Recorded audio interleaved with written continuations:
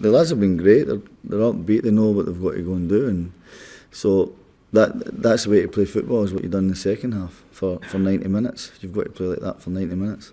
It can happen. I think on any given day, a team will beat anybody on a given day, and it's something to go up there and go and try and win the game. And but they know that the second half performance the other night is a standard that they're capable of.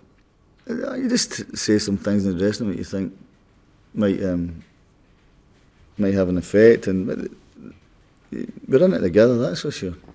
We're in it together as a group, and the second half, as I said, they came out and just, for some strange reason, the performance level was night and day. No, I never do. I think I've said that before. I'm not a great fan of it, and but you can only do what you can do, and there's no point worrying about elsewhere or what people are doing. You do what you do, and I'm not a great fan of a January window. But it's an incredible gesture what he's done, and David Beckham, and terrific player, and you see the other side of the coin, and David Beckham's won everything in the game, top player, and then you get that. What happens, I think, is disrespectful to West Brom, let alone anything else.